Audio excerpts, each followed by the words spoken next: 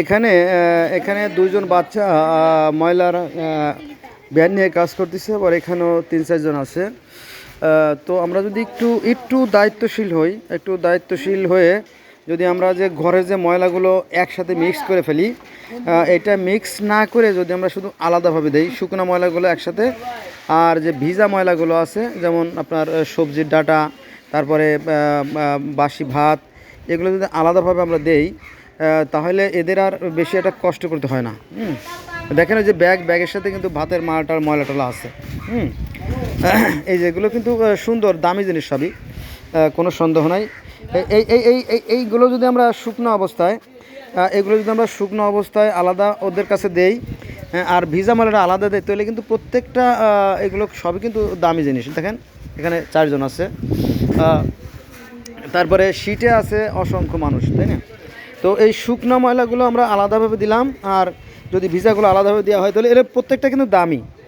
ভাত, তারপরে আপনার সবজি, এগুলো দিয়ে কিন্তু আপনার গবাদি পশু হাঁস মুরগি এগুলো পালন করা যায়।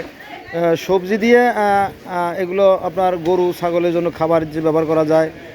আবার অন্য অন্য যে শুকনা যেগুলো আছে মানে ডাল পাড়া পাতা বা যে কুলা বা যে ডাব, এগুলো কিন্তু আবার পাউডার করে এটা জৈব সার হিসেবে ব্যবহার করা, মানে প্রত্যেকটা অংশ মানে তিল পরিমাণ অংশ ফেলানো না, প্রত্যেকটাই।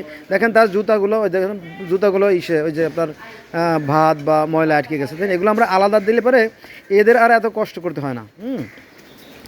এদের আর কষ্ট করতে হয় না, তাতে পরিবেশও সুন্দর থাকে।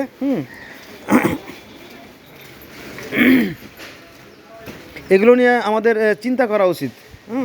চিন্তা করা উচিত। এইগুলো অল্প কিছু লোকের দায়িত্ব দিলে হবে না, আমাদের প্রত্যেকটা মানুষকেই সচেতন হইতে হবে, কারণ এই দেশটা আমাদের। সবাই মিলে যদি আমরা সচেতন হই তাহলেই হয়তো আমাদের দেশটাকে সুন্দর করা সম্ভব, নইলে না। অল্প কিছু লোকের দায়িত্ব দিয়ে দেবেন, সেটা তাদের জন্য ভারী বোঝা হয়ে যাবে, সে ব্যাপারে কোনো সন্দেহ নাই। আসলে আমরা দায়িত্বশীল আচরণ করি, আমাদের চারিপাশকে সুন্দর করে গড়ে তুলি। ধন্যবাদ সবাইকে।